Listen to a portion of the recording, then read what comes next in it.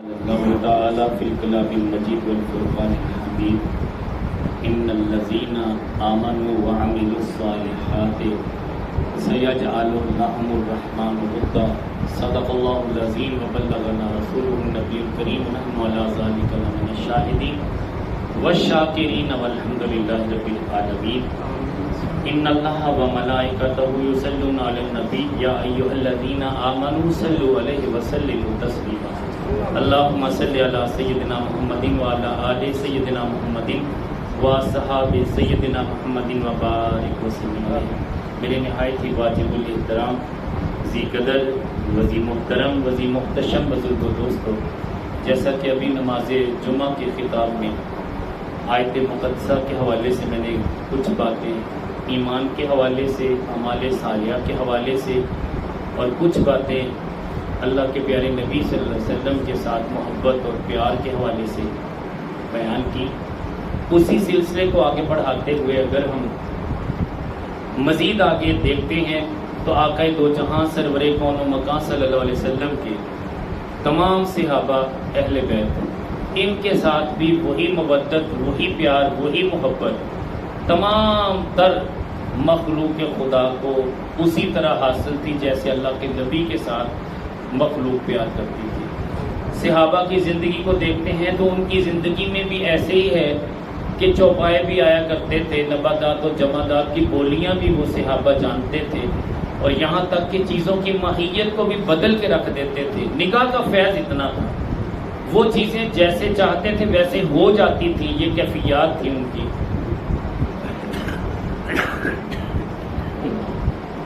تو ایسی صورت میں اگر ہم اس دائرہ کار کو مزید وسیع کرتے ہیں تو اللہ کے پیارے نبی صلی اللہ علیہ وسلم کی امت کے اولیاء کو یہ خاصہ حاصل ہے کہ رب کائنات جل وعلا نے اپنے محبوب کی امت کے اولیاء کو بھی یہ شرف بخشا تھا کہ ان کے ساتھ اسی طرح وہی والہانہ عقیدت اور پیار، تمام تر چیزوں کو اسی طرح وہ حاصل تھی جیسے اللہ کے نبی صلی اللہ علیہ وسلم کو اب ان چیزوں کے ساتھ پیار تھا، دونوں طرف سے، کہ سرکار بھی ان سے پیار کرتے تھے اور یہ چیزیں بھی سرکار سے پیار کرتی تھیں۔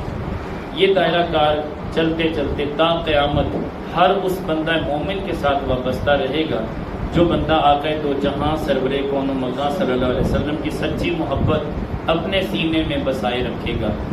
تو اگر ہم صحابہ کی بات کرتے ہیں تو ایسے واقعات صحابہ کی زندگی میں بھی موجود ہیں۔ اللہ کے پیارے نبی صلی اللہ علیہ وسلم کے صحابہ جانوروں کے اعتبار سے کس طرح ان کا رویہ تھا، کیسے ان سے پیار کرتے تھے، اور وہ جانور کیسے مانوس تھے۔ میں معذرت کے ساتھ پانی تھوڑا سا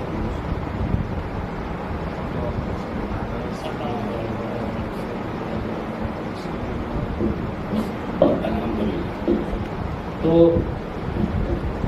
میں اصل میں چند اکابرین اپنے بزرگان دین کے حوالے سے چند باتیں آپ کے گوش گزار کروں گا، کیونکہ دائرہ کار بہت وسیع ہے، میں اس کو محدود کرتے ہوئے 15 سے 20 منٹ کے اندر اندر ان کو کمپلیٹ کرنے کی کوشش کروں گا۔ اس وقت میرے پاس جو اکابرین کے حوالے سے واقعات جو میرے پاس میری ڈائری میں درج ہیں وہ کم از کم کوئی 50 واقعات ایسے ہیں جو جانوروں کے ساتھ ریلیٹڈ ہیں کہ صحابہ کس طرح پیار کرتے تھے اور وہ جانور صحابہ سے پیار کیسے کرتے تھے، اور اللہ کے نبی صلی اللہ علیہ وسلم کے ساتھ یہ چیزیں کس طرح پیار کرتی تھی۔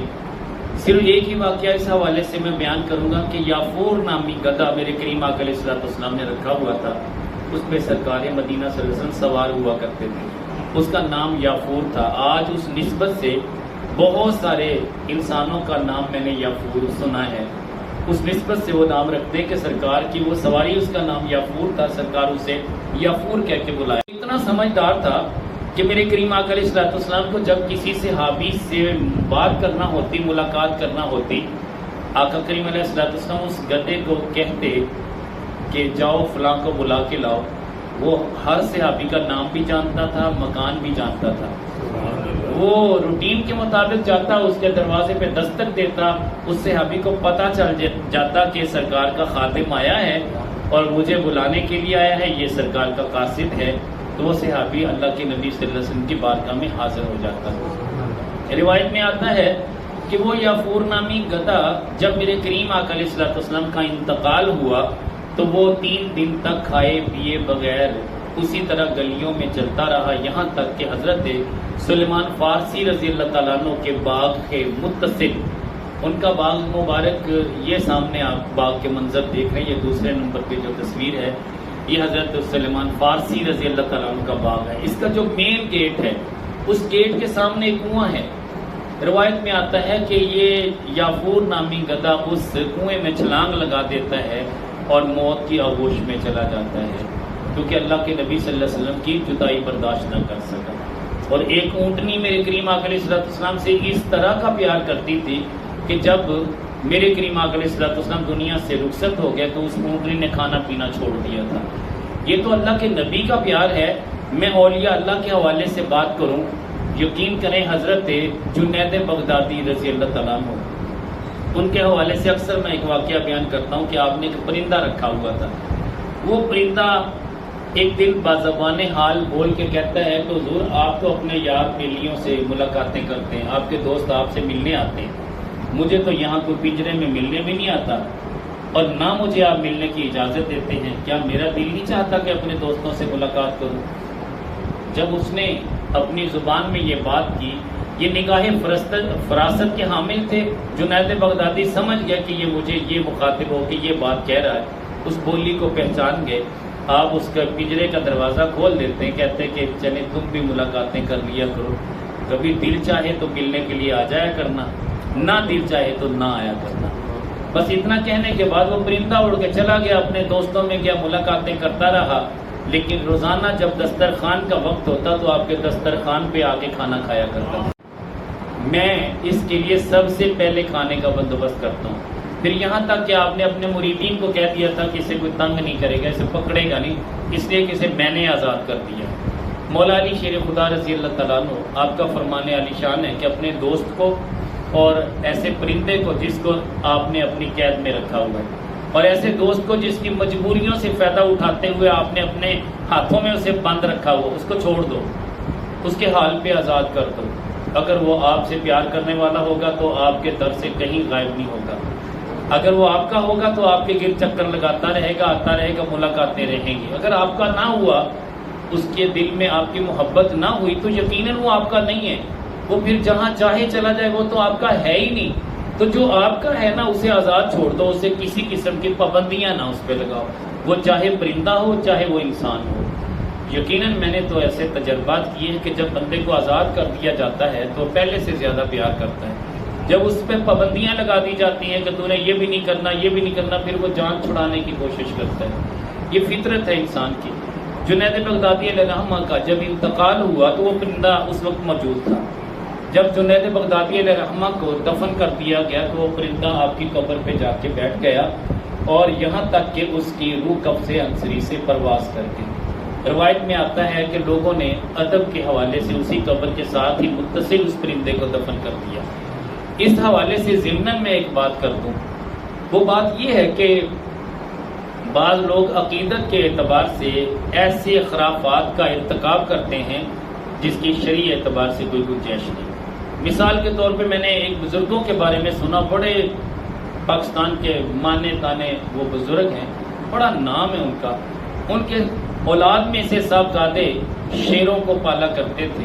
جب ان شیروں کا انتقال ہوا تو ان شیروں کی وہاں قبریں بنائی گئی، تو اب زائرین کو پابند کیا جاتا ہے کہ پہلے شیروں کی حاضری دیں، صاحبزادہ صاحب کے شیر ہیں، شیروں کے مزار پہ فاتحہ پڑھنے کے بعد پھر آگے جائیں۔ یاد رکھیں یہ جو جانور ہیں یہ شریعت کے مکلف نہیں ہیں، ان پہ کوئی پابندی نہیں ہے کہ یہ نیک اعمال کریں۔ جانور تو جانور ہوتا ہے، اسے تو اپنی ماں بہن بیٹی کی کوئی پہچان نہیں ہوتی، وہی جانور ہوتا ہے جو اپنی ماں کے ساتھ بھی جفتی کرتا ہے۔ تو اس حوالے سے مطلب وہ تو غیر ذوی العقول ہیں، عقل ان کی نہیں ہے۔ اگرچہ بعض پرندوں کے اندر اتنا شعور ہے کہ اتنا پیارا گھونسلہ بنا لیتے ہیں کہ بظاہر انسانی عقل تنگ رہ جاتی ہے، اور اتنا شعور بھی رکھتے ہیں۔ میرے پاس ویڈیو موجود ہے کہ ایک وقت ہم ایک کہانی پڑھا کرتے تھے، سنایا کرتے تھے، پیاسا کوا جسے تھرسٹی کرو کہتے ہیں، کہ پیاسا کوا تھا، اس کو اللہ نے اتنا شعور دیا، اتنی عقل دی، جس کا قرآن میں بھی ذکر ہے کہ کہ اسے پانی کی پیاس تھی، اس نے گھڑے میں پانی دیکھا، پانی نیچے تھا، اس نے آہستہ آہستہ کنکریاں ڈالنا شروع کی۔ اسے پتا تھا کہ جتنی مقدار میں کنکریاں اندر جائیں گی پانی اتنا اوپر آ جائے گا۔ یہ واقعہ یہاں لاہور کے قریب، یا میرا خیال ہے کہ پتوں کی بورے والا کے قریب جو یونیورسٹی نئی یونیورسٹی بنی ہے بورے والا چیچا وطنی روڈ پہ، وہ پریکٹیکلی اس کی ویڈیو جاری ہوئی اور میں نے اپنے آنکھوں سے دیکھی، آج بھی میرے پاس وہ ویڈیو موجود ہے کہ وہ کوا ایک بوتل میں پانی دیکھتا ہے، پانی اس میں نیچے ہے، وہ کنکریاں اس میں ڈالتا جاتا ہے یہاں تک کہ اپنی پوری کوشش کر کے پانی کو اتنا اوپر لے آتا ہے کہ وہ پانی پی لیتا ہے۔ ہم نے تو پڑھا تھا لیکن پریکٹیکلی یہ واقعہ ہم نے بعد میں دیکھا۔ ایسا ممکن ہے؟ یہ شعور اللہ نے دیا۔ یہ وہی کوا ہے کہ جب حضرت آدم علیہ نبینا علیہ السلام کے بیٹے قابیل نے حابیل کو قتل کر دیا، اب اسے پتہ نہیں کہ اس کو میں نے کرنا کیا ہے، تو قابیل اٹھائے پھرتا تھا کہ اپنے بھائی کی ناش کو کیا کروں، تو اللہ نے 2 کوے بھیجے۔ قرآن کہہ رہا ہے، قرآن کریم میں یہ تفصیل موجود ہے کہ ایک نے دوسرے کوے کو مار دیا اور اس کے بعد اپنے پنجوں سے اس نے زمین کریدی اور اس کے بعد اپنے ہی اس کوے کو اٹھا کے پنجوں کی مدد سے زمین میں دفن کر دیا، مٹی ڈال دی۔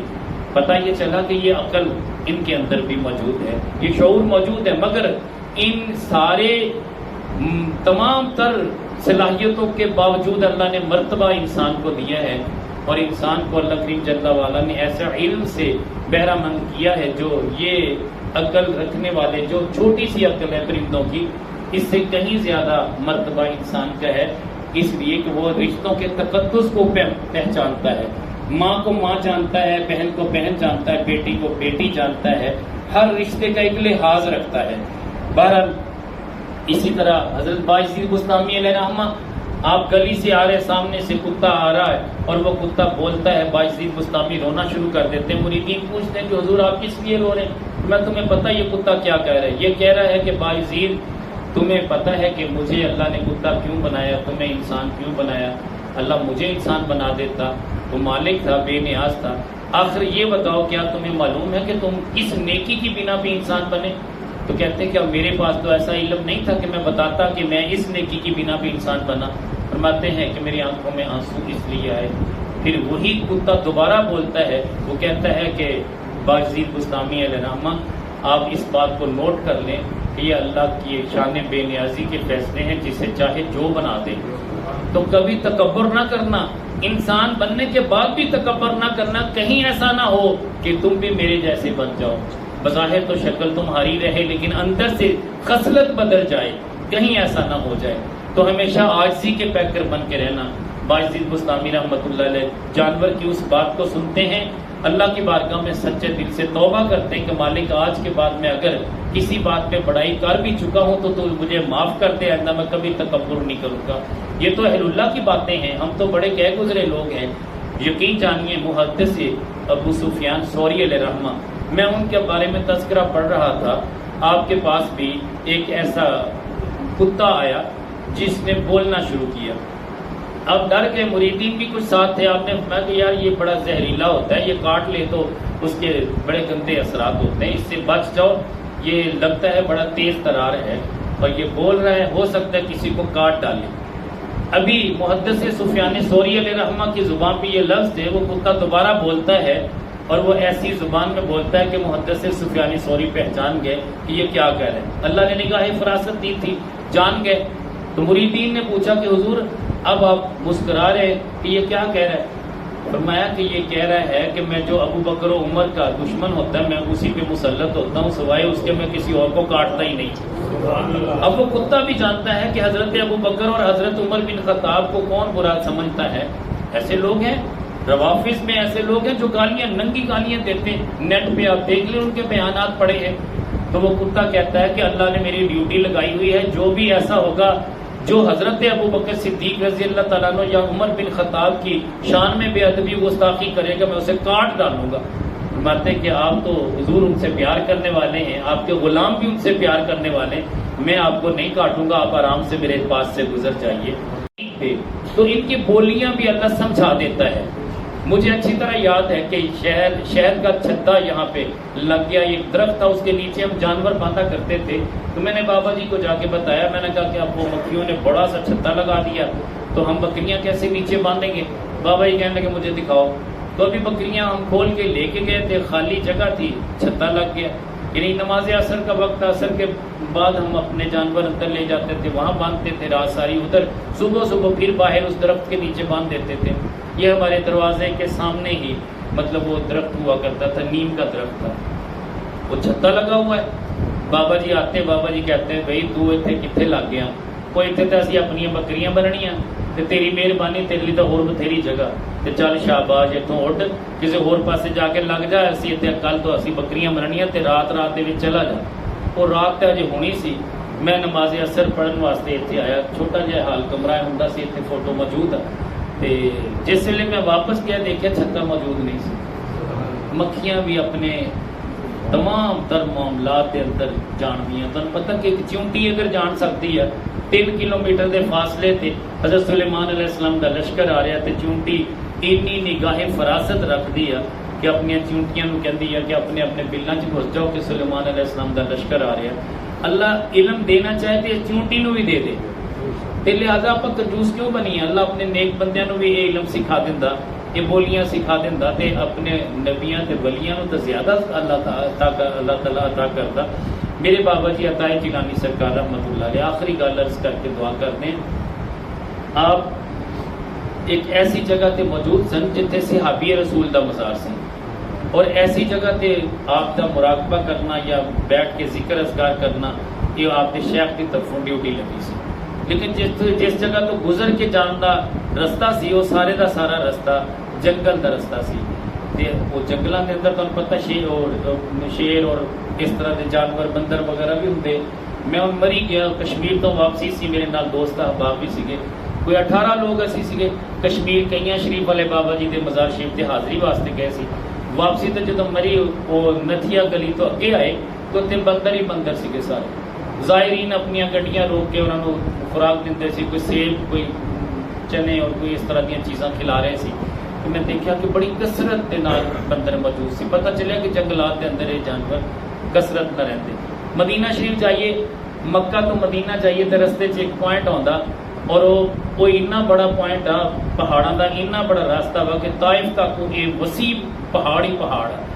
وہ رستہ جڑا اسپیشلی طور پہ اتنے بھی بندر موجود ہے، اور لوگ اپنی گڈیاں چ سوکھے ٹکڑے روٹیاں دے رکھ لیندے، انہوں باریک کیتا ہوتا تے وہ بندراں نوں کھلاوندے. بندر بڑے شوق نہ کھاندے، دیگر فروٹ وغیرہ بھی انہوں دیندے تو بندر اتنے اکٹھے ہوندے. ایسا ہوندا. تے بابا جی عطائے جیلانی سرکار رحمت اللہ علیہ وہ صحابی دے مزار شریف تے حاضری واسطے جاندے سن. جس ویلے واپس آندے سن تے انہاں بندراں دے قریب تو گزرتے سن. ایک دن اچانک دیکھا کہ سارے بندر شور مچا رہے اور چیخ چلا رہے. آپ قریب گئے دیکھا ایک کنواں سی، اس کنویں دے اندر انہاں دا چھوٹا جہا ایک بچہ بندر تھا، وہ نیچے گر گیا. انہیں بیچارے منڈیر تے نیچے کوئی اندر جا نہیں سکتا، کوئی ایسی رسی بھی نہیں جہدے نال لٹک کے چلا جائے. بغیر ڈول اور بغیر رسی دے کنواں سی. آپ نے چونکہ جس جگہ تے رہائش رکھی سی وہ قریب سی، آپ نے ایک ڈول منگوایا، ایک رسی منگوائی، اور ڈول نو بن کے نیچے لٹکایا تاکہ اس جانور نو کڈیا جائے. وہ بندر دا جہاں چھوٹا سا بچہ سی وہ باقاعدہ ڈول دے وچ بیٹھ کے آپ نے رسی کھینچی. جس لئے اوپر آیا تو بڑے جانور نے، بڑے بندر نے اپنی دم دے نال انہوں پکڑ کے اپنے طرف کھینچ لیا. بڑے خوش ہو گئے. پہلے تو اس بچے نو پیار کرتے رہے. بعد میں بابا جی جس ویلے اپنا ڈول اور رسی لے کے جان لگے تو سارے بندر کچھ دائیں ہو گئے کچھ بائیں ہو گئے. بابا جی دے اتوں چھلانگ لگا کے دائیں والے بائیں جاندے سی تے بائیں والے دائیں جاندے سی. پروٹوکول سی کہ آپ کو خراج تحسین اور خراج عقیدت پیش کر رہے سی. تے پھر بابا جی دا چونکہ معمول سی جدو بابا جی تشریف لے آتے جس طرح جنگل چ انٹر ہوندے تے سارے بندر لائن چ کھڑے ہو کے آپ کو سلام بھی عرض کرتے. دائیں والے بائیں طرف جاندے تے بائیں والے دائیں طرف جاندے. یہ روٹین سی، ایک پروٹوکول سی، شکریہ ادا کرنا ایک طریقہ سی. من لم یشکر الناس لم یشکر اللہ. جو لوگوں کا شکریہ ادا نہیں کرتا وہ رب کا بھی شکریہ ادا نہیں کرتا. تو لہٰذا مخلوق خدا بھی اس بندے کا شکریہ ادا کرتی ہے. بخاری شریف کی وہ حدیث جو آخری حدیث بیان کر رہا ہوں، میرے کریم آقا علیہ الصلوۃ والسلام فرماتے ہیں کہ ایک فاحشہ عورت تھی جو بے حیائی کے حوالے سے بڑی مشہور تھی، مگر اس نے بنی اسرائیل میں رہنے والی تھی اس نے ایک ایسے کتے کو دیکھا جس کی زبان نکلی ہوئی تھی، روایت میں ہے کہ وہ کیچڑ کو چاٹ کے اس کے نمی کو جذب کر رہا تھا۔ اسے پتہ چل گیا کہ یہ پیاسا ہے، اس نے اپنے موزے کے ساتھ اپنے دوپٹے کو پھاڑ پھاڑ کے ایک رسی بنائی اور اسے لٹکا کے کنویں میں موزے میں پانی بھرا، اسے کھینچ لیا، اس کتے کو پلایا۔ اللہ کریم جل وعلا نے اس فحشہ عورت کے سارے گناہ بخش دیے۔ بظاہر نیکی چھوٹی سی ہے مگر اس کا صلہ کتنا کہ اللہ نے اسے مقبول ترین بندیوں میں قبول کر دیا۔ وہ بڑا بے نیاز ہے، تو لہٰذا ہم نے اپنے اکابرین کی ان باتوں پہ عمل کرنا ہے کہ وہ جیسے اللہ کی مخلوق سے پیار کرتے تھے ہم نے بھی پیار کرنا ہے۔ مخلوق خدا کے ساتھ جب بندہ پیار کرتا ہے تو اللہ بندے سے پیار کرتا ہے، اس لیے کہ اس کی مخلوق سے پیار کرنے والا ہر بندہ اللہ کے ہاں مقبول ہوتا ہے۔ یہ اتنا بڑا عمل ہے، اللہ تعالیٰ ہمیں اس پہ عمل کی توفیق دے۔ وما علینا الا البلاغ۔